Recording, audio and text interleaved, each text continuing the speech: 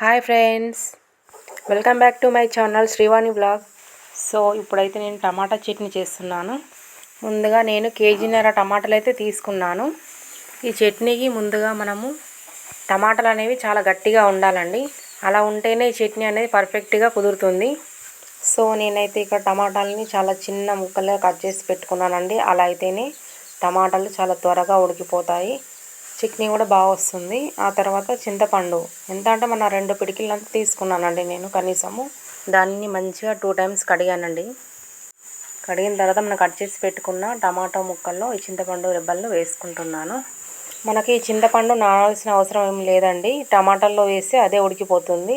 ఇంకా మనకు త్వరగా కుక్ కావాలంటే ఇందులో కొంచెం సాల్ట్ వేసుకుంటే త్వరగా కుక్ అవుతుందండి. ఈ సాల్ట్ వేసిన తర్వాత కలుపుకోవాలండి. కలిపిన తర్వాత మనము పైన కాసేపు మూత పెట్టేసుకోవాలండి. ఇప్పుడు మూత తీసి చూస్తున్నాను, చాలా వాటర్ అనేది పైకి వచ్చేసాయి. కలుపుతూ ఉండాలండి. ఇలా 5 మినిట్స్కి ఒకసారి కలుపుతూ ఉండాలి. మనం మర్చిపోతే మొత్తం అడగంటిపోతుందండి. వాటర్ అనేవి మొత్తం ఇంకిపోయే వరకు మనం కలుపుతూనే ఉండాలి. మనము ఈలోపు నెక్స్ట్ వెల్లుల్లి తీసుకున్నానండి. ఈలోపు మళ్ళీ ఒకసారి కలుపుకుంటున్నానండి. కలుపుకున్న తర్వాత వాటర్ అనేవి ఇంకా కొంచెం మనకు కనిపిస్తూనే ఉన్నాయి. ఇవి ఇంకా కొంచెం మనము దగ్గర పడేటట్టుగా చూసుకోవాలి. ఇంకా కాసేపు కలుపుకోవాలండి. ఇంకా మంట అనేది కొంచెం ఎక్కువ ఫ్లేమ్లో పెట్టుకుంటే త్వరగా కుక్ అవుతుంది. ఇప్పుడు చూడండి కాస్త దగ్గర పడింది. ఇప్పుడు చూడండి వాటర్ కూడా ఏం బయటకు రావట్లేదండి అలా తీసినా కూడా. సో ఇప్పుడైతే కొంచెం చల్లారనిద్దాము. ఇప్పుడు దించుకున్న తర్వాత అయితే ఒక చిన్న కడాయి తీసుకున్నానండి. అందులో ఒక 1/2 లీటరు అంత తీసుకున్నానండి ఆయిల్ కాసేపు మరిగించుకోవాలండి. నేనైతే పల్లి ఆయిల్ తీసుకున్నాను. ఇందులో కాస్త ఆవాలు వేసుకున్నాను. ఆవాలు వేగాలండి, మంచిగా వేగితేనే స్మెల్ అనేది బాగా వస్తుంది. ఆవాలు వేగిన తర్వాత జీలకర్ర వేసుకున్నాను. జీలకర్ర చిటపటలాడిన తర్వాత ఎండుమిర్చి అండి, ఎండుమిర్చితోటి చాలా టేస్ట్ అవుతుందండి ఈ టమాటో చట్నీకి. ఇది చాలా బాగా వేగిన తర్వాత మంచి స్మెల్ అనేది వస్తుందండి.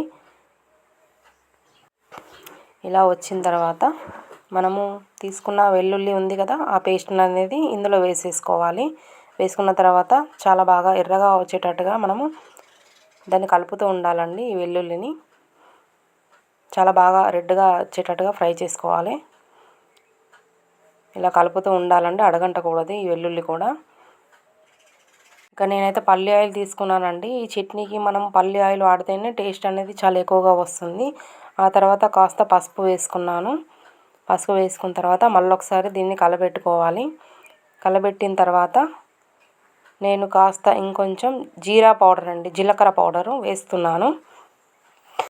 జీరా పౌడర్ అండ్ మన మెంతి పౌడరు, కరివేపాకు ఇవన్నీ వేసి మంచిగా కలబెట్టుకున్నానండి. ఈ పోపు అనేది ఎంత వేగితే అంత టేస్ట్ వస్తుందండి ఈ చట్నీకి. ఈ పోపే ఫస్ట్ మెయిన్ అండి.